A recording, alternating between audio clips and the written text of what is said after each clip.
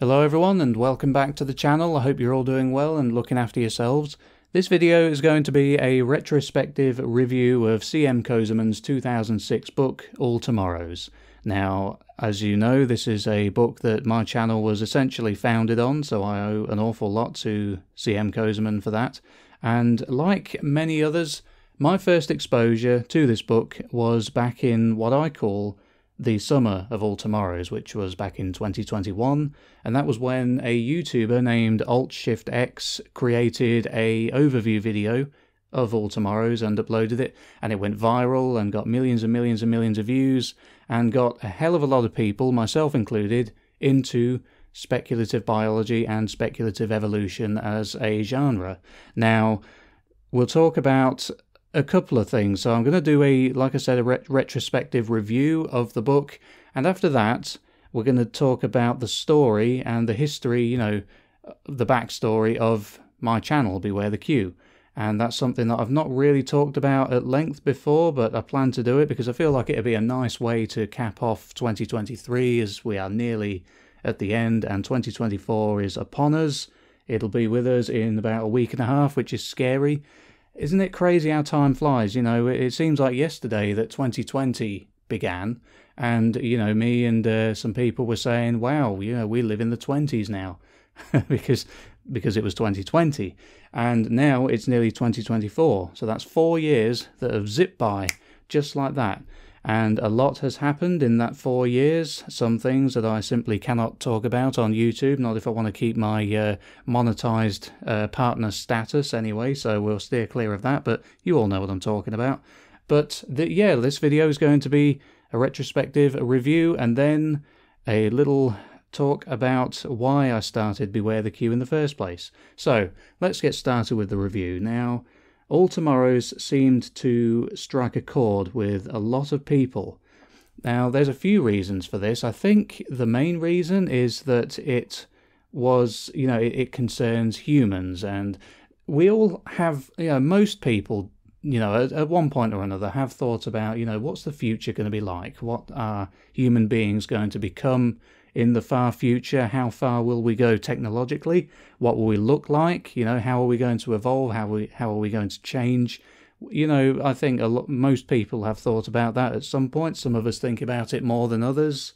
I think about it basically every day, and that's what appealed to a lot of people. I think is the fact that it's humans, and the fact that the designs in the book are so striking as well.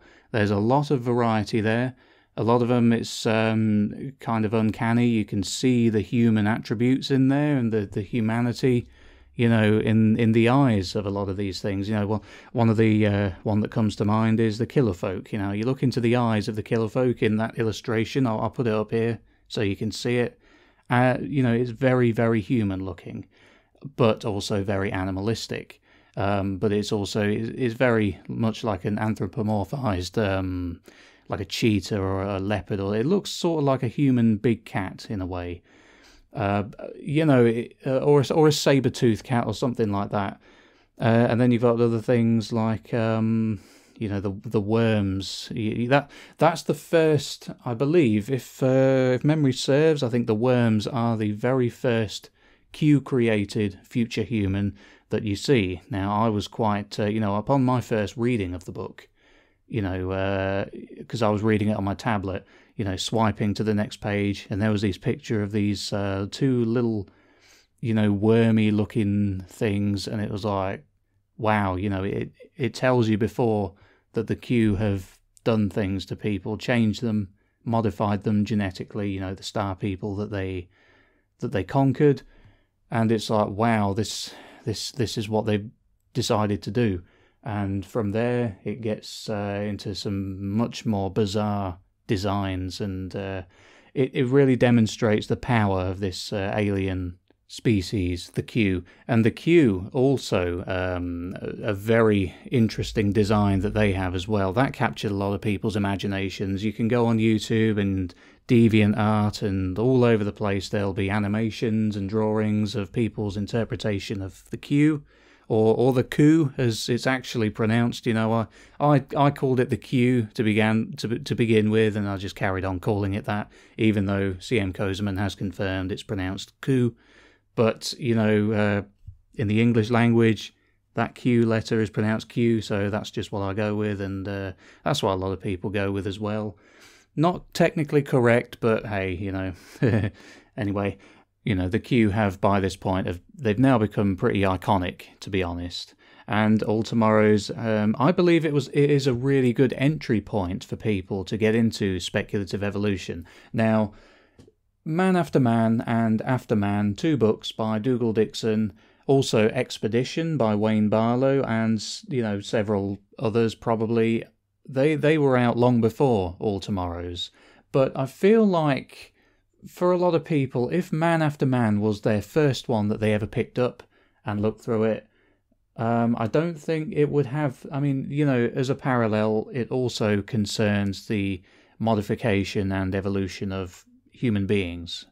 So, you know, it's similar to All Tomorrows in that way. But if Man After Man was their first one that they picked up and looked at, I don't think that it would have had the same effect on most people. All Tomorrows, the designs are they speak to people. They really do. They really capture people's imaginations. A lot of them, like the Q, are iconic. A lot of the other future human species are as well. The Astromorphs, the Killer Folk, you know, lots of them. You know, it seems like everybody has their favourite one, don't they? You know, everybody reads the book and everybody ends up choosing a favourite. I don't see many people saying, "Oh my God, this looks disgusting," and a few people have, but you know, most people are drawn to it. And while disturbed by the way the humans look in the future timeline of this book, they're not repulsed by them, not overall anyway. And also, alongside the designs of the future humans in All Tomorrows, we also have a story that runs through as well. Now, it starts, I'll give the basic overview in case anyone's sort of fallen away from it for the last couple of years or whatever, but basically humans, they colonise Mars in the future. After a few hundred years, Earth and Mars end up not really seeing eye to eye on a lot of things, and they go to war. There's a massive interplanetary war between the two planets. Billions of people are killed, and then after that, you know, when peace is declared, they decide, you know, we need to figure out a way of avoiding this happening again. We can't have another war on this scale. It would destroy us.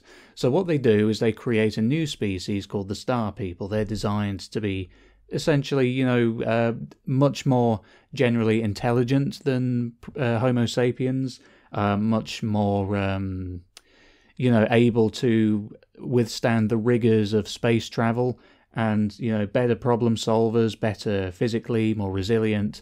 And they're created, and basically it's them who go off into the stars and begin to, you know, they begin to colonize planets and moons and start to make the galaxy our own, basically. And I think that is an important thing to touch on, is that it's not Homo sapiens as in humans like you and I who are going off into space. It's a different kind.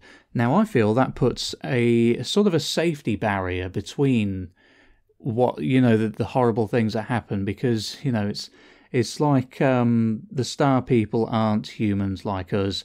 They're a different thing. So as horrible and effed up as, you know, it is what happens to them, it doesn't seem like it's happening to us. I think that kind of speaks to us on a certain level, and it's that allows us to become more invested in the story. If it was us going around in space as we are now, and then we happen upon the Q and they do all these things to us, I think that would probably turn a lot of people off.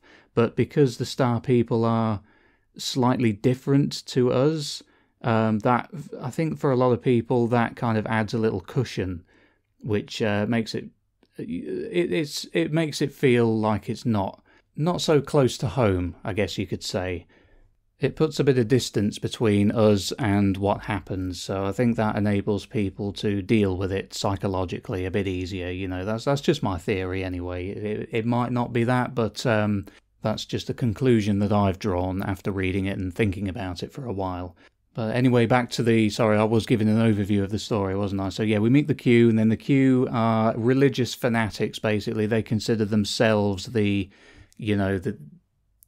consider themselves gods, and they don't like that another species, in this case the Star People, have been going around and, changing things to suit their needs rather than, the way the Q want them. So they're deeply offended by this, absolutely outraged.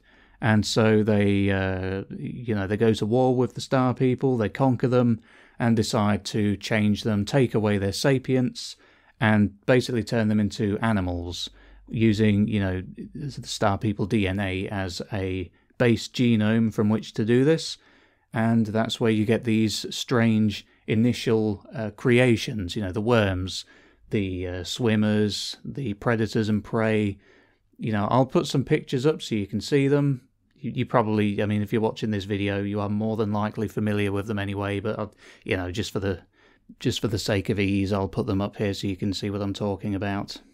And then from there, the Q, they watch over these new creations for, a certain amount of time. I don't think it's exactly specified, but they use humans as pets and as beasts of burden and things like that. And then eventually it says that one day, as suddenly as they appeared, they disappeared and they were gone. And after that, because the humans weren't being kept in check, their evolutionary status wasn't being continually, kept in line to what the Q want, basically. They had free rein to basically adapt to their new environments and re-evolve. And some of them survived, some of them did not, some went extinct, but the ones that did survive eventually, well, most of them, eventually regained their sapience, and they began to become intelligent and started to develop tools and civilization and, the familiar pattern that we've had in our history. And then, eventually they become very advanced and start a galactic empire once they make contact with each other, and and then other wars break out and they get wiped out. You know the story. I don't need to go into all the nitty gritty, but it's basically the story, and a lot of people found it really, really interesting. Really, really enjoyed it, and for me, it left a profound impression on me. Like I said, it was my first introduction to speculative evolution as a genre. I knew of documentaries like, ones on Discovery Channel that postulate, this is what might happen in the future, this is what things might look like on other planets.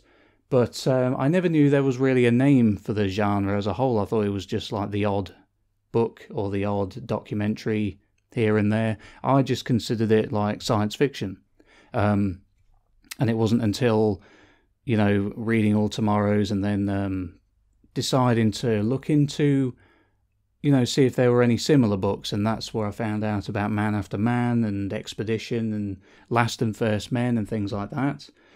But I didn't know about it as a genre before. But now I do, and I've taken it upon myself to collect as many of the books as I possibly can and watch as many of the documentaries. And I've got a few of them on my shelf, a few DVDs and a few books.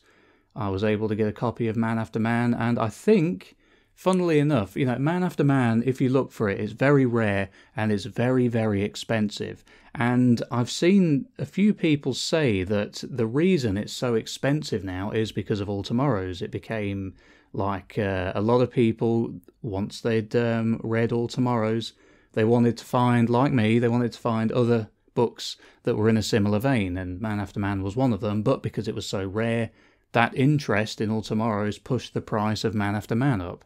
I was wondering why this book of all of them is so expensive. You're looking at maybe around £400 ordinarily for a copy of Man After Man. I was extremely fortunate to get mine for about 75, 76, which is that's a strange number as well, because obviously the seller, it was on eBay, and obviously they knew what they had was worth something, but they didn't put it up for 400 like it's full worth. They put it up for 75 or whatever it was. So I don't know, maybe they just wanted to get rid of it. They knew it was worth a fair bit, but they didn't want to have it sitting around for ages collecting dust, waiting for somebody to come along and pay 400 for it when they could get rid of it quickly and get 75. And I was very fortunate that I came across it. I managed to snag it, and now I've got it there on my shelf. And I've got a video about it, actually. I decided to do a video where we have a look inside it, because a lot of people aren't going to get to own Man After Man, sadly. So I thought it'd be cool just to, have a flick through the pages in mine and talk about it. I'll link that video in the description so you can go have a look if you're interested. Anyway, back to the topic at hand. Now, what's quite interesting is C.M. Kozeman, the author of All Tomorrows.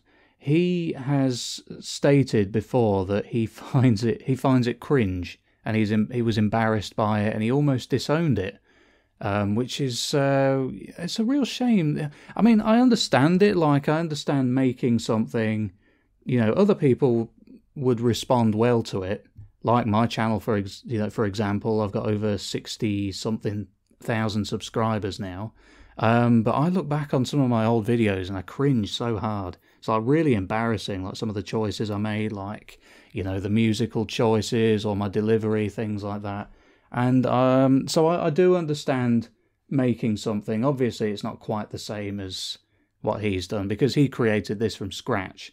In my videos, all I'm doing is talking about something that somebody else has made. But I do understand the feeling of making something, putting it out there, and then just dying inside later on when you listen to it again and thinking, oh God, it's so cringe, But so I understand the feeling, I guess. But I think it is a shame that he feels like that, because I guess in his mind it was just something he did when he was young. I believe he was about 19 when when it came out or when he started on it. So, we all feel embarrassed by things we've done when we're young. But, All Tomorrows, I think it's a shame, because All Tomorrows is genuinely really good.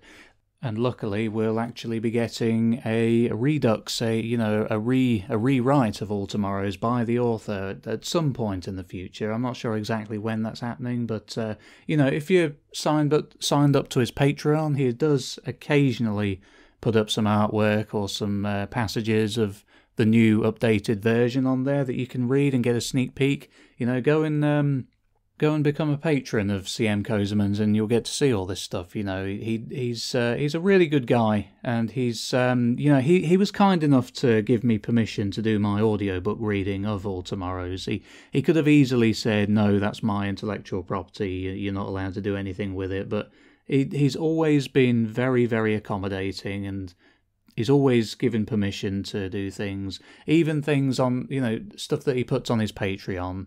I'll comment on it and he'll say, feel free to talk about this in a video or something like that. He's a good guy, he definitely deserves your patronage, if you are a fan of his work.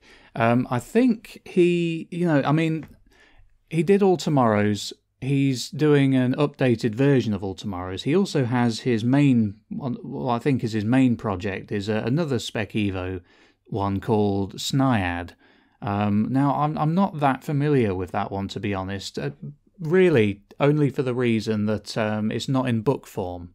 Now, I really am, I'm a book guy. I like to sit down or lie down with a book and just read it and put it down and come back to it, whereas Snyad is an online project, and it's on a website, and that's, that's fine, this, in this modern age, that's probably the sensible way of doing it, to be honest, but I've looked at it, and it's very, very cool and interesting what he's doing there, and I do want to sit down and really go through it at some point and probably make videos about it as well, but I'm just not that familiar with it, because I really like to just have a book. That's the thing with modern speculative evolution, post All Tomorrows, all the Spec Evo works, they seem to be all either website based or Instagram based. You know, it's all on Insta and things like that. And even CM Kozeman in one of his videos, it's one that I've watched called how to, I think it's something like how to format a Spec Evo book or project or something like that. I'll find the video, I'll link it. That's a really good one. If you're interested in writing a book in this genre, that's an invaluable video to watch. It tells you how to lay it out. It tells you the rules that publishers have, you know, best practice for the way things need to be laid out and stuff like that. It's really, really good. So I'll link that. Go and watch that one as well. But even in that video, CM Kozeman said that, you know, everybody's doing their Spec Evo projects and it's all completely online and nobody's doing it in book form. Now, he raises a good point. What happens if in 5 years or so Instagram goes down or becomes unpopular? Nobody uses it anymore. What if it gets bought out and, you know, shut down like Vine a few years ago? It's you should have your stuff in physical form as well, or at least have it on your computer saved. You know, don't just upload it to Instagram and then delete it off your device. You should have it all where you can get to it and put it in book form. You know, lots and lots of people still read books. Me, myself, I'm a book guy more than I am a online content guy. So, you know, if you're making something like that, make it into a book. You know, that's the way to get me to read it anyway. But anyway, yeah, that's the reason I'm not too familiar with Sniad just yet. But I will be. I plan to make the time to read through it and get to know all the bizarre creatures and all the strange products of CM Kozeman's mind that inhabit the world of Sniad. But, you know, that's what he's working on, that's what he really likes, and he's not overly keen on All Tomorrows by the sounds of it, even though he is doing an updated version. I'm really looking forward to seeing that and reading it, just to see what the differences are. I'm sure it'll expand on a lot of things greatly. There'll be a host of new illustrations and paintings of the species. It's going to be really cool to see. It's going to be a really good thing. You know, it seems like it probably won't be out for a while, but you know, we're all waiting with bated breath to get our hands on it. Hopefully, it comes in physical form as well. I'll be buying it. I'll be pre-ordering it if that is the case. And with all this in mind, I think it's safe to say that All Tomorrows probably has, you know, and you may disagree with this, but I think it has been the biggest boon for the genre ever. You know, arguably, it is the one that's got the most people into it. There's been projects before, but they've been kind of obscure and a bit under the radar, a bit niche. But All Tomorrows went very much mainstream for a little while. It's kind of calmed down a bit now, and that's certainly reflected in my my channel analytics. Even though the audiobook is still going strong, and also the video, the All Tomorrows timeline that I did, that's usually my second best performing video, even though it came out over a year ago. Now that one, I took a few liberties with the story and added a few things that you know, you certainly shouldn't take anything in that video as canon. It was all theories and postulations and things. But CM Kozeman, being the nice, wonderful chap that he is, he commented on it and said that he really liked it. So, you know, it's just shows what a good guy he is. You know, there's an idiot out there like me who's playing about with his story, and he's still nice enough to come on and say, yeah, great job, you know, I really like this. So, bless him. Great guy, great guy. Another thing that I feel is probably why All Tomorrows resonated with people so well over other Spec Evo books that I've mentioned before, like Man After Man and Expedition, is that All Tomorrows is a really hopeful story.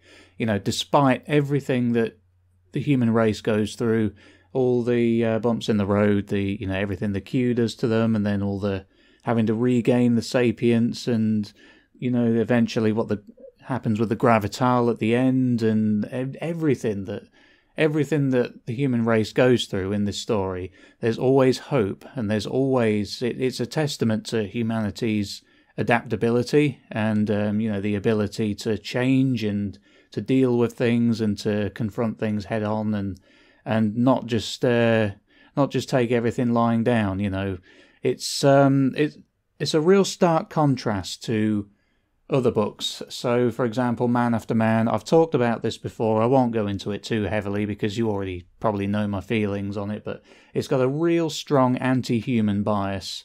And all it does, the whole thing, it's throughout, is just humanity's awful, humanity's bad, everything humanity touches turns to crap, and just a rubbish species, basically. And it's a bugbear of mine that I really don't like. I don't like all this anti-humanism. It's rife these days, and I personally find it disgusting and cowardly.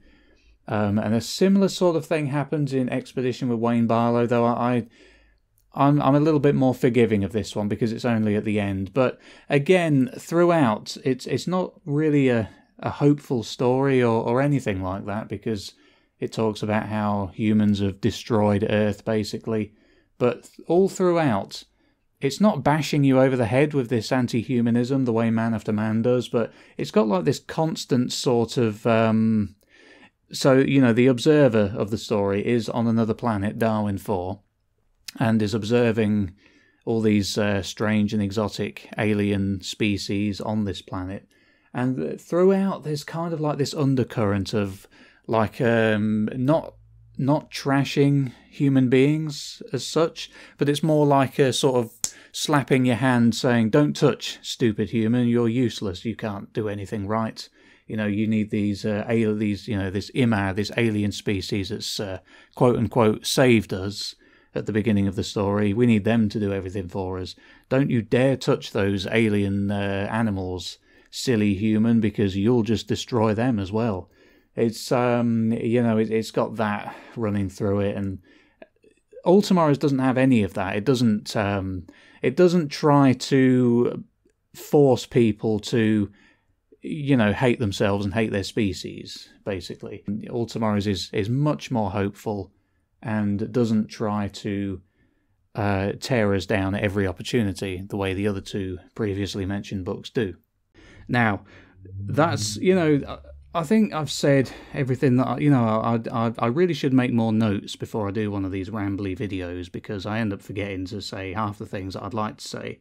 But I feel like I've covered the book in, given my ideas on some of its aspects, and I've talked about the effect it's had on the genre as a whole. It's got a lot of people into Spec Evo. Lots and lots of people are starting their own projects or have been heavily inspired by it. I think its impact on the genre is undeniable. Now, let's talk about why I started this channel. So, okay, we'll go to the very, very beginning. And the very beginning of this story is back in April of 2021. Now, I started another YouTube channel. I've got another one. You may or may not know about it. It's totally unrelated to Spec Evo. It's called Cryptid Central. Now, clues in the name, it concerns cryptids. Things like Bigfoot, Loch Ness Monster, and all sorts of obscure ones as well that you may not have heard of. I'm not that active on that channel these days, but that was my first foray into YouTube. And it was a bit slow going to begin with, and it was a bit of a learning curve for me as well, trying to figure out how to actually make videos and buying the equipment you need, like microphones. I started off with a real cheap microphone. That's pretty obvious in the first videos. It's a rather poor quality, of the narration and things like that. I was learning how to deliver a narration for things, and I was trying some things out, and it's certainly a far cry from the way I do things now. My setup is a bit more slick these days. I've got a decent quality microphone, and good editing software as well. But yeah, so started off in April 2021 with Cryptid Central. I wanted to have a YouTube channel, and I'd been talking with my brother for a while, and we were talking about things that, that either of us could do. And somehow, some way, I hit upon this idea of doing a cryptid channel where I talked about, cryptid sightings and doing species profiles on them and things like that. And I had this channel for a few months. Now, as I said, it was a learning curve for me, and editing took a lot of time for those ones. I was very experimental with my editing and things like that. I wanted to make it really cinematic and try and get the quality as high as I possibly could, because I was reading a lot of things about, how to get people to notice your channel, and how to keep, subscriber retention and all that stuff. So I was trying to get these as high quality and as slick as I possibly could. For a few months I had that well, I mean, I still have that channel, but I was working solely on that channel from April to about July. Now, after a few months, I won't bore you with this, but I started to have some problems where I was living, and that was a really, really bad time in my life, like really, really bad, really unpleasant. I was really down in the dumps.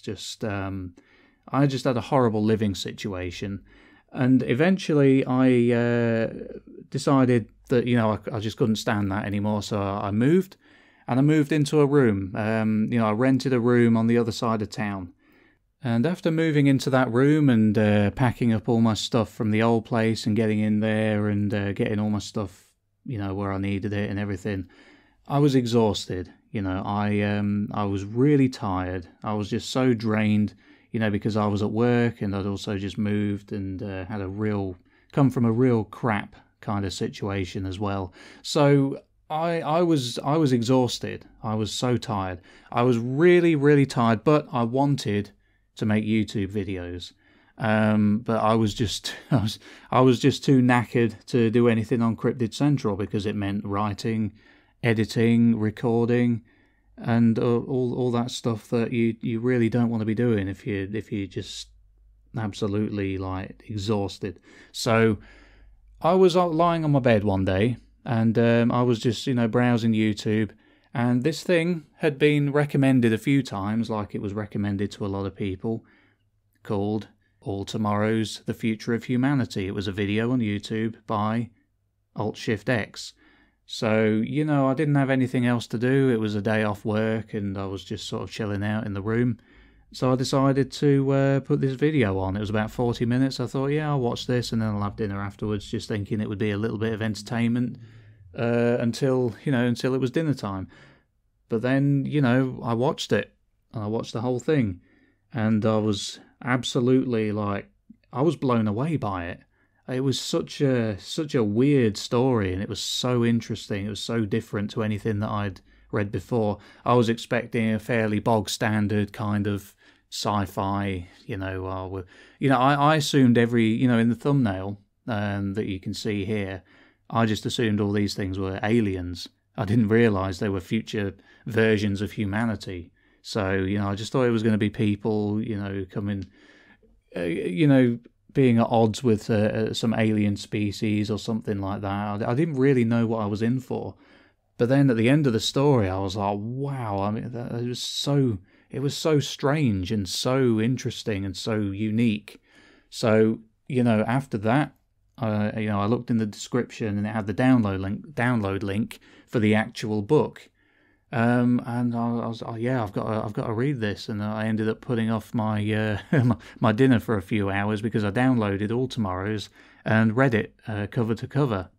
And after that, it was so it was like new possibilities have been opened up to me, and I was thinking about this is so good. Can I do something like this or with this? And I thought for a little while, and then the idea just came to me because I'd been listening to a lot of audiobooks at that time as well. So I thought, I wonder if there's an audiobook for All Tomorrow's. So I went on to probably Audible, Amazon Audible. There was nothing there. And then I went on YouTube, and there were a couple. I listened to them, and I thought, you know what, I'd like to have a go at that as well. I think this isn't to criticise the ones that were already there, but I didn't think they were quite up to scratch. A lot of people in the comments were saying that they weren't overly impressed with the overall execution. These guys, they'd done it. I appreciate that they took the time to read an entire book and record it, but I thought, you know, I can probably do this quite well. So I had a pretty decent microphone from that I bought for the Cryptid Central channel. And the thing is, I was really, like I said before, I was really tired. I was absolutely exhausted from all that had happened over the past couple of months or whatever, and from the, you know, the bad living situation and then the move. I really wanted to make videos, but I was too tired to do anything with Cryptid Central. So I hit upon the idea, like I said, of recording an audiobook of All Tomorrows.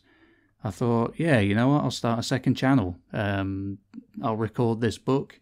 And, you know, but before that, I thought, you know what, I better get the author's permission. So I found CM Kozeman's channel on YouTube, and then I emailed him and I said, hey, look, you know, I've listened to the Alt-Shift-X, watched the Alt-Shift-X video, and I've read your book.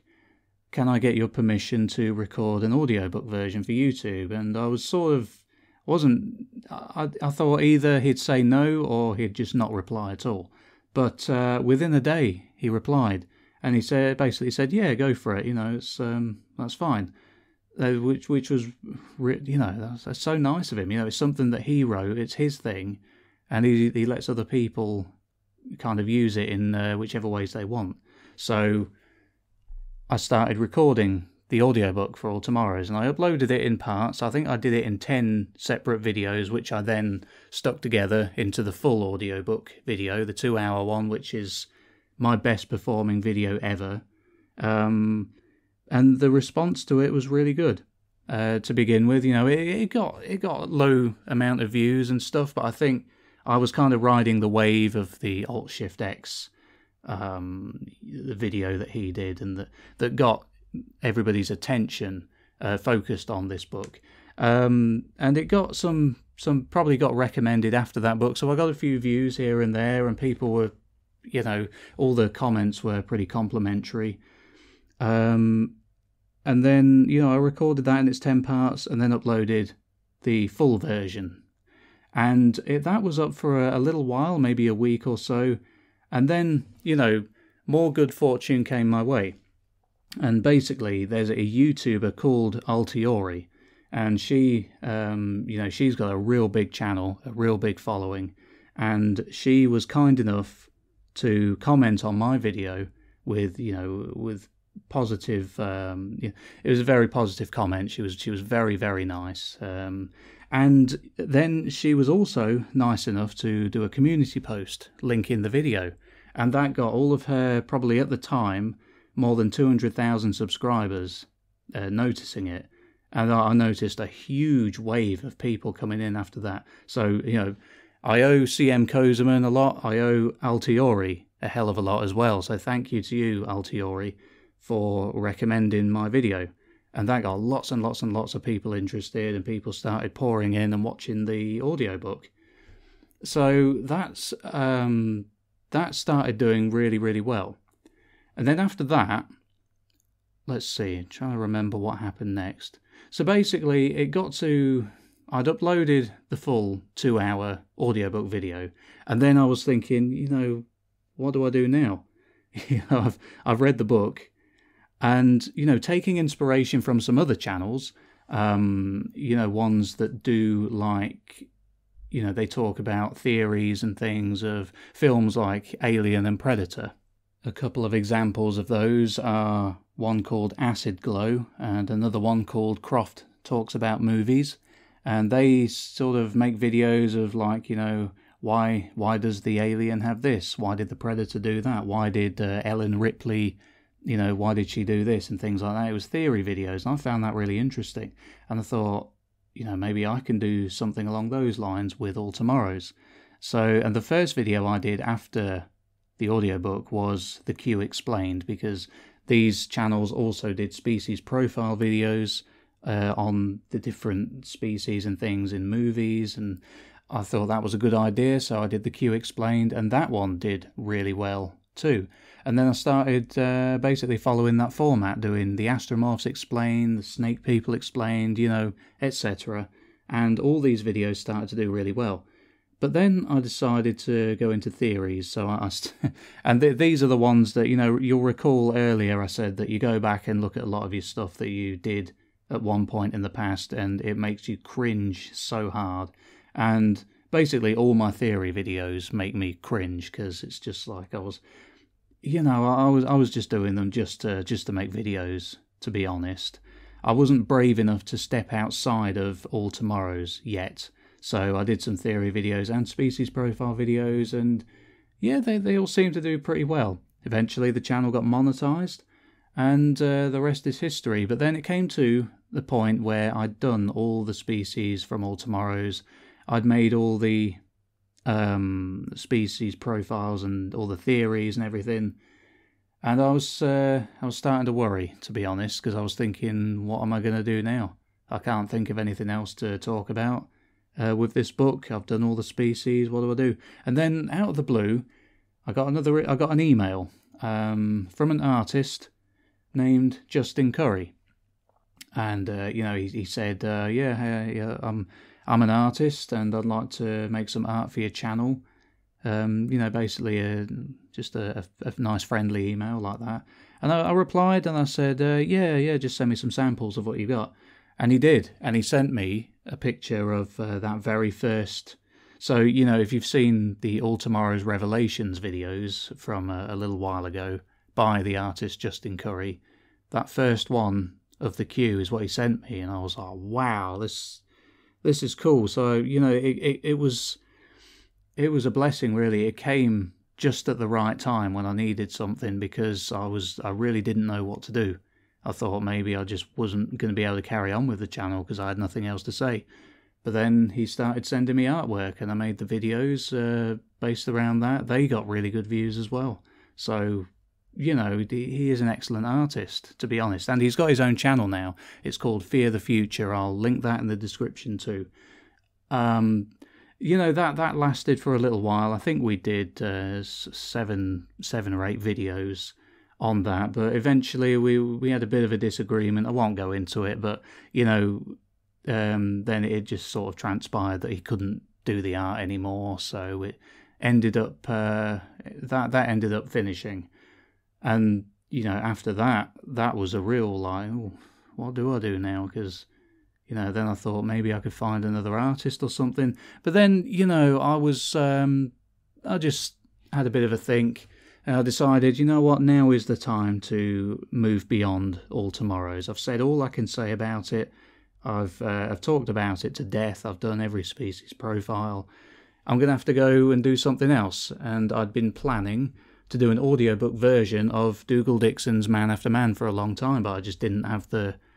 I just wasn't brave enough to do it, because I thought it's not All Tomorrows, nobody will watch it.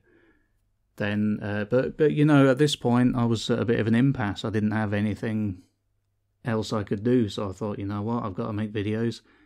I'll do Man After Man. So I released, you know, I did the Man After Man audiobook in 14 parts, and I released the first part, and it got a good reception. And it didn't get that many views to begin with, but I was expecting that because it was outside of what I've done before.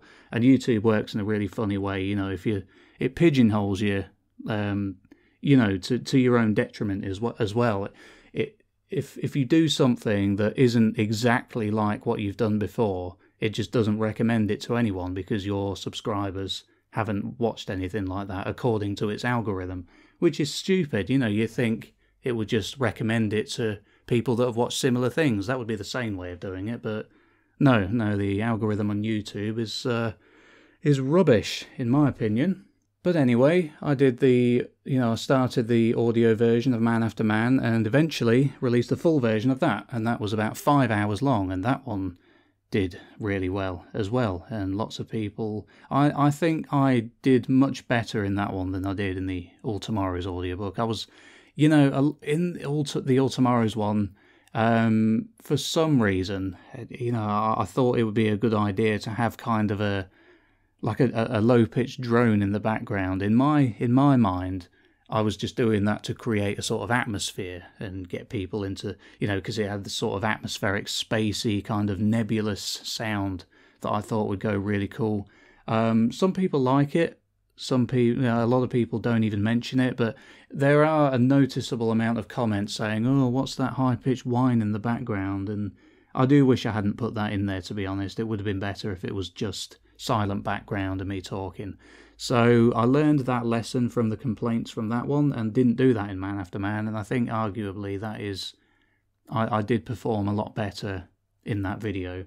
So did Man After Man, and then after that I started thinking, you know what, I can just try out lots of different things now. I've had the kick up the backside that I needed to not just do all tomorrows over and over and over again. I've done something different. I could do something different again.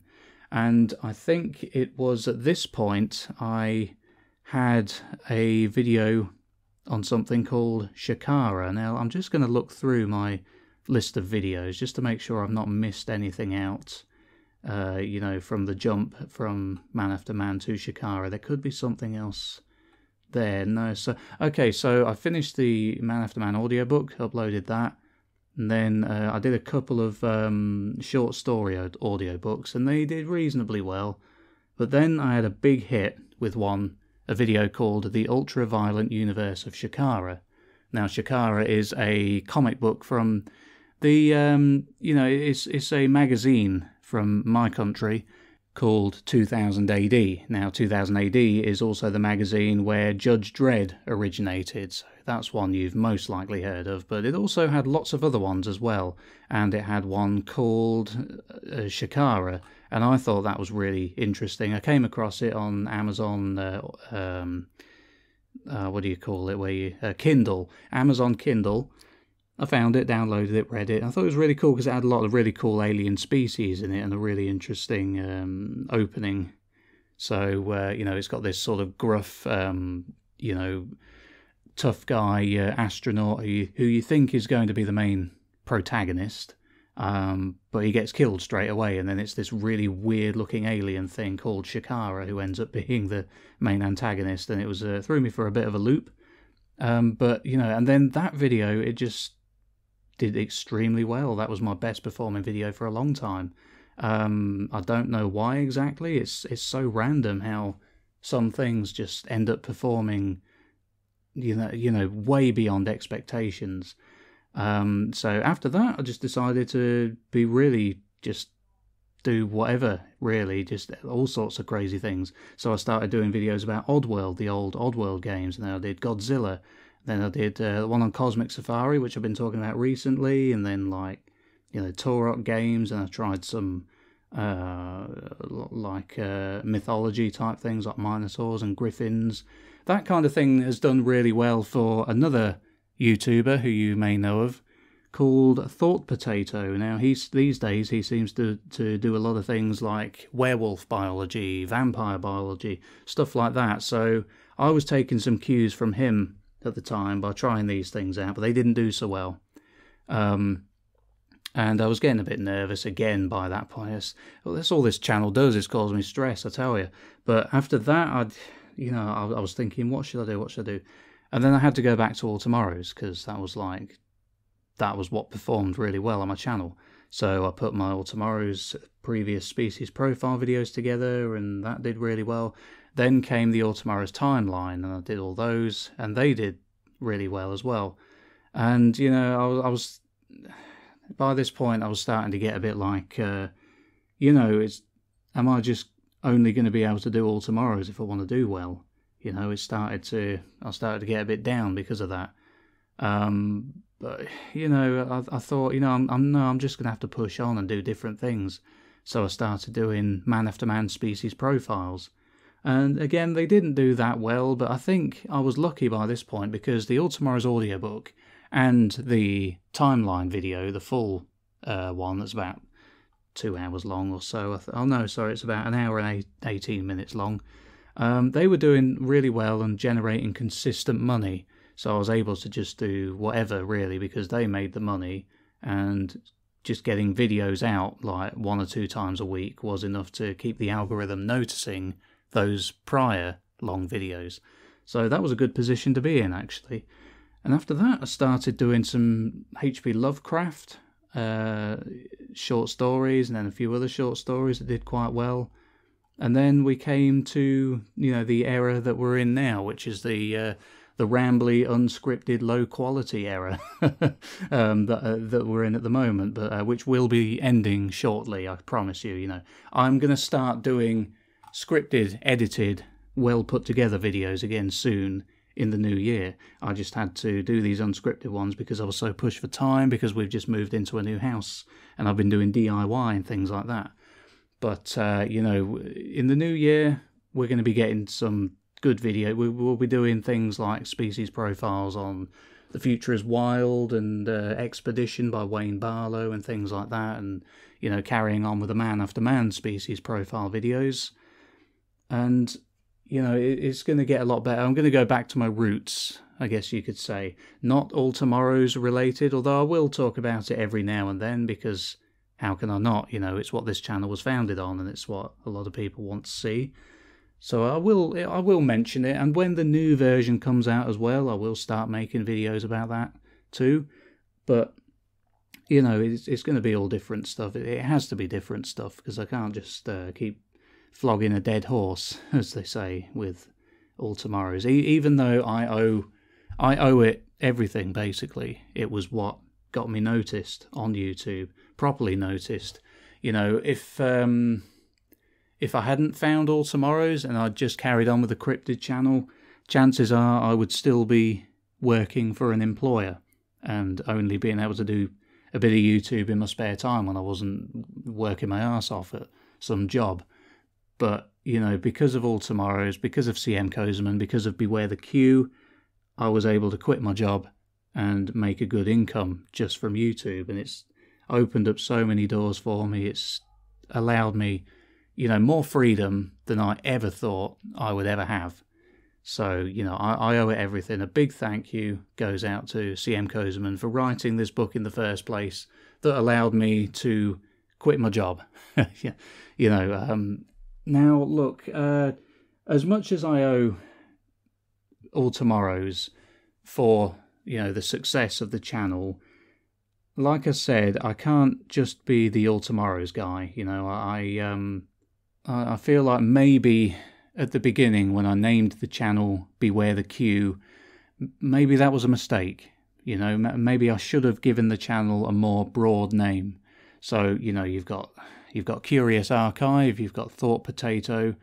Their names don't relate to any specific thing. It's just the name of the channel, whereas mine, it's the Q, Beware the Q from All Tomorrows. My thinking at the time was like, what if it was like a tribute band or something? You'd give that a name that kind of relates to the original thing that you're paying tribute to. So that's what I was doing then. But at the time, I didn't really know what the channel was going to be, and I didn't know about speculative evolution as a genre. I just thought this was one weird book. I could make videos about it and, follow suit of the previously mentioned, like Acid Glow, and just have a channel making lots of theory videos about it. But by the time I'd mined as much out of it as I possibly could, I was thinking, I should have probably named the channel something else, to be honest. And that's why I have this announcement to make. Basically, the channel, now you may have noticed that I've changed the channel artwork, and it doesn't say Beware the Q anymore, it just says Beware. And that's because not straight away, but over the next 6 months, I'm going to gradually be changing things to where the channel is just simply named Beware. Now, like I said, this is no disrespect intended, CM Kozeman or All Tomorrows. It's just because, like I said before, I can't just be the All Tomorrows guy. I want to make videos about all different kinds of bizarre speculative evolution type things, and it seems like I've just pigeonholed myself, basically. And, it's something I probably shouldn't have done. I should have given myself a name that was more just... not a generic name, but something that didn't relate specifically to one thing. So over the next 6 months, the channel will be gradually changing to just Beware, not Beware the Q. I hope that doesn't upset too many people. I've decided to keep the Beware just for, brand recognition or whatever you want to call it. There's probably a fancy professional term for it, but I'm just going to be beware starting from probably about June 2024. It's over 6 months. It's going to be a very gradual process, just so it's not too jarring for anybody or, you know, doesn't confuse anyone. It just feels like the right thing to do, though. You know, I want to just have a more normal name, I guess, and then, you know, then I can maybe start to reach more people when talking about different things. But, you know, let me know your thoughts on that. You know, leave a comment below with what you think about that. What's your opinion? What would you do in my situation? Would you carry on being Beware the Q, or would you drop the Q and just be Beware? It's not an easy decision to make, but, you know, it feels like the right course of action to go through a sort of a rebrand, I guess you could say. But not too different a one. You know, if I was to change my name from Beware the Q to something completely different, like I don't know, Thinking Carrot or something like that, you know, that would confuse everybody. But so I'm keeping it similar. You know, and the Q logo as well is going to be, you know, you'll notice that now it's got the Q on top of Leonardo da Vinci's Vitruvian Man. Now, in All Tomorrows, it actually uses the Vitruvian Man upside down in the image that we get of the Q to symbolise their domination and, you know, their conquering of the human race. So I've put the Q alongside that and on top of that, but over time, the Q logo will be getting phased out. And I'll probably either just use the Da Vinci's, just use the Vitruvian Man, or something else might take its place. But yeah, total rebrand. It feels kind of sad to do it. It feels like the end of an era, but it's the only course of action that I can think of, to be honest, to not be just the All Tomorrows guy. So that's basically that. Let me know what you think. Let me know if you think I'm making a mistake, or just give me your honest thoughts on that. But anyway, I think we could probably leave this video there, because we are, you know, we're not quite at an hour, but it's getting there. We're at 53 minutes. You know, leave a comment with your thoughts on all this stuff that I've said. I hope it wasn't too rambly for you, and like I said, we're going back to the scripted videos in the new year.